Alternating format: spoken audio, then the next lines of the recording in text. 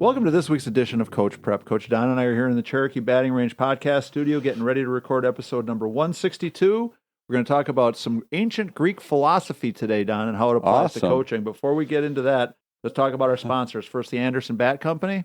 Everything Fast Pitch is very proud to have Anderson Bat Company as our presenting sponsor. Anderson Bat Company is using the latest and greatest bat technology to corner the market in the fast pitch world. They have the -9 Rocket Tech, the -10 Carbon, and the -11 Carbon Light. Anderson Bat Company is using this technology to put a high-performing bat in the hands of hitters that really know the difference between a good bat and a great bat. We're also working with Anderson to provide a discount for all of our listeners. Go to the Anderson Bat Company website and order your bats. Use the EFP20 discount, which is for everything fast pitch, and you'll get a 20% discount.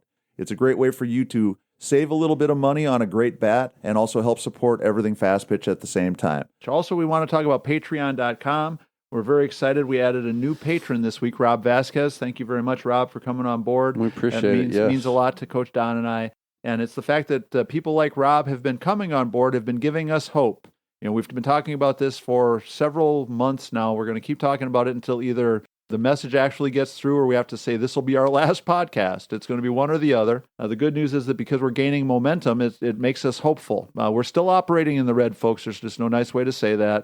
And so if you can go to patreon.com and help us, it's $5, $10, or $20 a month. If you see value in what we're doing, if you want us to be able to keep doing it, if you're in a position where you can help support us, we would really appreciate your support. It's important that everybody understand kind of what's at stake. And we really do appreciate the patrons that have been supporting us. If we did not have the people that started with us a couple of years ago, we would have gone out of business then. Long time, yeah. But fortunately, we've been gaining a little bit of momentum, but we need to keep that up. So, Rob, thank you very much. And if you can, please become a patron. So, Don, 2,000 years ago, there was an ancient Greek philosopher, Epictetus. And his philosophy was a really simple one, but I think it applies so much to what we're trying to do with coaching and teaching this game to players of all skills and all age levels. I wanted us to talk about it. The message is really simple. It's impossible to learn what you think you already know. That's very interesting for sure, Tori. And so let's break that down and apply it to softball. How much time in your training, because I know how much time in my training I spend trying to unlearn what you've learned. You know, that's a Yoda-ism, right? Kind of have to let it go. Yeah, so Yoda probably stole his philosophy from Epictetus because Yoda said you must unlearn what you have learned. So basically the message is the same. Players that have learned to do something one way, that we have to break their habits. So that was my point. How much time do you spend trying to help kids learn a skill or replace a skill with something that's going to be better or more productive than what they're used to doing? That makes it tough because it's very true. You've got to let go of the things that you think you already know if you're going to learn something, especially if it's new. And if somebody says, hey, we're about to talk about topic A, and you go, oh, I already know that, so I don't really need to be listening. Right. And you're kind of there and you're not really absorbing it. You might catch a piece that sounded a little bit different, but I already know this, so I don't need to pay attention, right? Or put a whole lot into whatever it is that somebody's talking about. And until you kind of let go of that idea that you already know something about whatever the topic might be, until you let that go, you're not really going to absorb what someone has to share with you. Right. Well, and I think that there's a lot of examples in our game where somebody learns to do something a certain way, especially if they have some level of success doing it that way. Sure. That they have a hard time letting go of it. Perfect example, I have a young player that I'm working with now who's very, very athletic.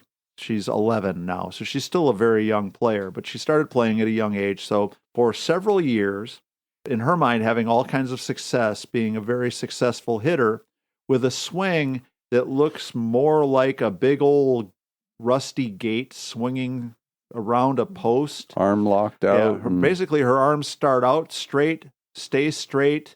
Her extension starts before her swing even starts. It's like her left arm is completely barred out, and her right arm is as close to barred out and straight as you can possibly imagine. But swings hard and swings hard. The ball. Has good hand-eye coordination. And so even though she's got this big, long, really slow, really sweeping swing compared to what I think she's capable of.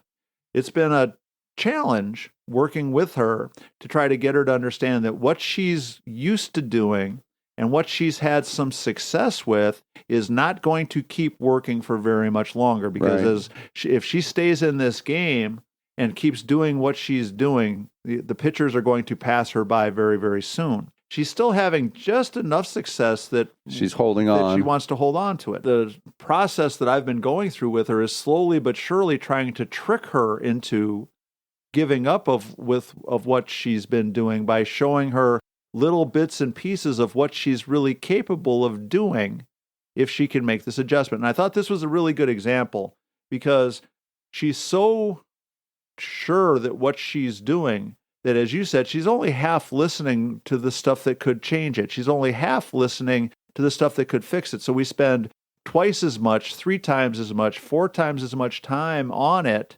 trying to have these breakthroughs and make this progress to change a habit that, while it has worked to her advantage for a little while in her early years of playing, that the wall that she's going to hit is not that far out there on the horizon. Yeah. And, again, to the original statement about forgetting what you know so that you can absorb it, if you relearn it exactly like you had already learned it in the past, then that's okay too.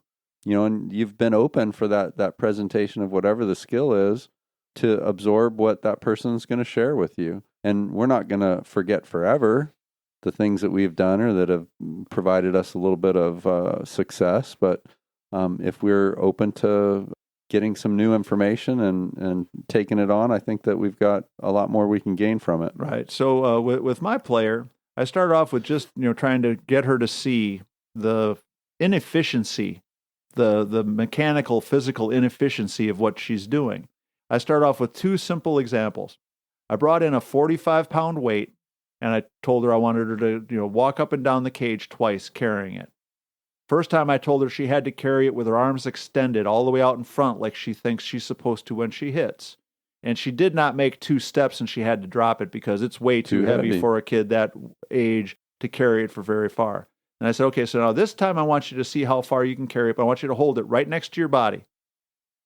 And she walked back and forth like it was nothing. She probably could have gone 100 times. The second one, this one cost me, I think, $11 at Ingles, which is a grocery store in the Atlanta area for anybody that doesn't live here. I went and bought a big old jar of pickles, and I handed it to her, and I said, I want you to open this jar of pickles. But I made her start off with her arms stretched out, totally straight, locked out in front of her body, and she could barely even hold the jar that way. I was kind of getting nervous. I'm thinking, this is going to smell like awful in here if she drops this thing, because this thing's going to break. I hope we like pickles. Yeah. So she didn't drop it, but she also had no chance in God's green earth of opening it that way. I said, okay, so now hold it closer to your body and see if you can open it. She popped it right open. So it was 2 really real-world examples of why my hands extended really far away from my body is not as strong as something else that we can do. That example for her was the first of probably 30 or 40 things I've tried now to help her to understand that there's other ways of doing things that just make more sense, that work better with how our body works. She learned that extension was the key to hitting when she was young, and it's kind of a mixed message because we talk about extension too, but we talk about extension in a whole different time frame compared to what she was taught when she was a young player. Slowly but surely working on trying to unlearn that old skill. But I think this is true of an awful lot of stuff about our game. And one of the things that I think is really challenging is very few players learn to do most of these things in a really skilled and efficient way very early on. I'd say maybe 15 or 20% of the kids that play this game learned a really good, efficient, strong swing at a very young age. From the beginning. Yeah. Even the youngest kids that you and I work with still had somebody else teach them something first. Even the 7-year-old that I work with is coming to me because she's already struggling with the stuff that she learned that doesn't work in T-ball or coach pitch. And also too, Tori, in all fairness, some of the results that you might get doing it the right way might not be as prosperous as being long and sweeping in the early beginning. On, right. Yeah. So it's like, well, why would I do something that it feels not quite as strong right, but is needed down the road to accommodate the skill level that you're going to end up competing against. Right. So, For that very young player playing T-ball, a swing that looks like a helicopter trying to take off makes sense because the bat's going to be going faster, because if they spin around 2 or 3 times and keep their arms totally straight, if and when they hit the ball, it's going to go somewhere. Yeah. And so they learn these things again because it does kind of work to a certain degree, and they might have some success. But so the message is, whether it's, well, I throw the ball really hard even though my throwing is messed up, or I pitch the ball really hard, or I get a lot of strikeouts even though my pitching mechanics are really messed up. I hit the ball really hard even though my arms are totally locked out straight from the very first second I start swinging. Plants a seed of misinformation and something that does work for a certain amount of time that's not going to work for the long haul. And so our attitude as coaches has to be, we have to understand that we have to keep coming up with ways to help players unlearn what they've learned, how to forget what they think they already know, and be open to learning something new. If they think they already know it, I don't care how hard you work, I don't care how hard you coach, I don't care how many times you say something to them. If they're not listening, nothing's going to happen.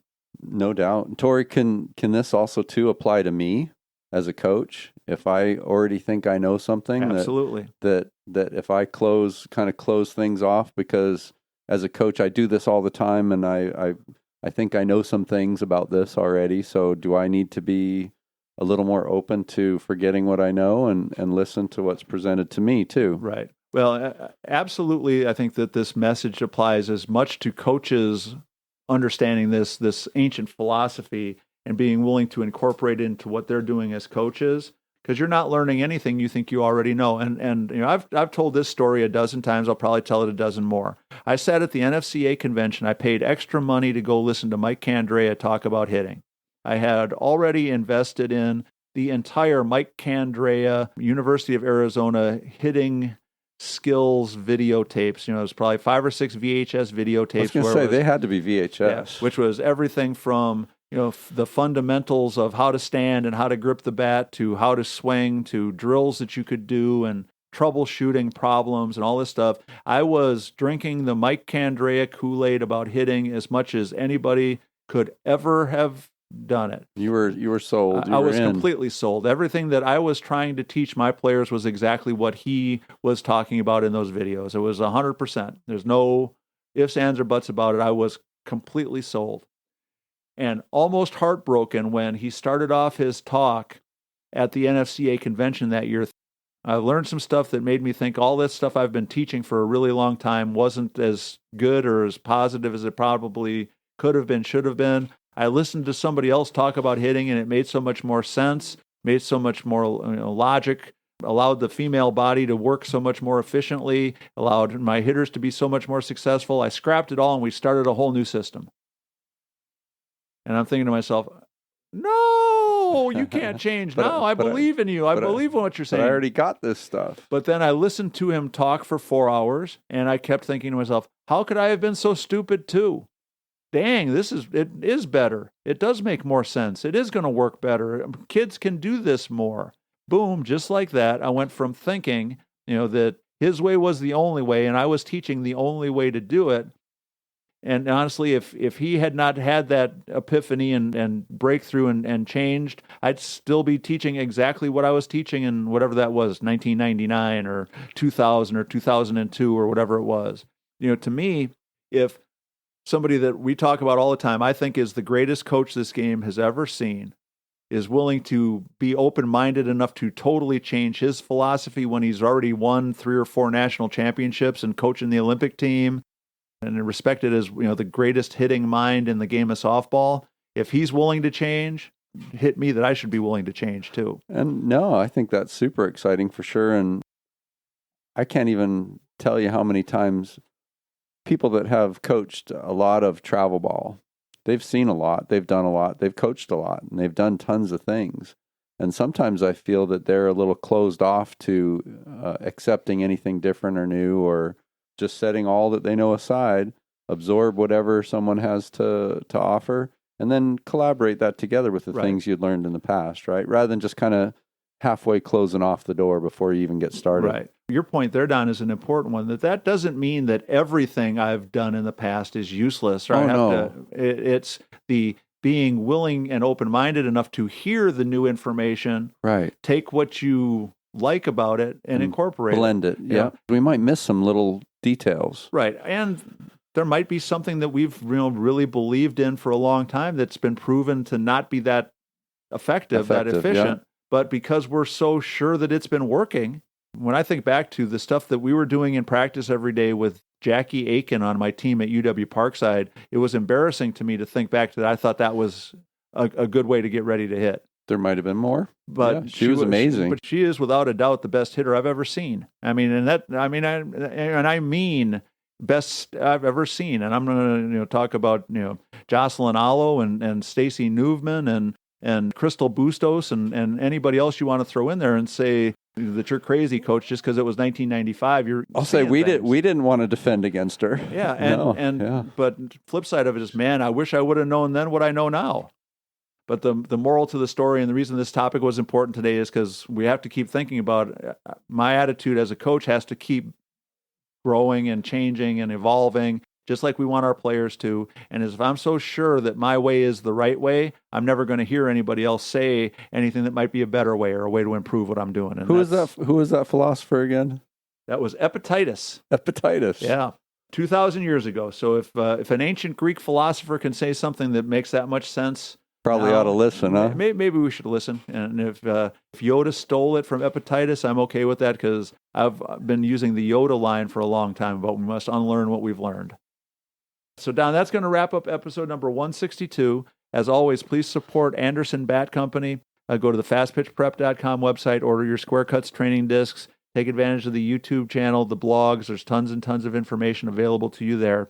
And also, if you have questions, ideas, or suggestions, reach out to us at everythingfastpitch@gmail.com or fastpitchprep@gmail.com.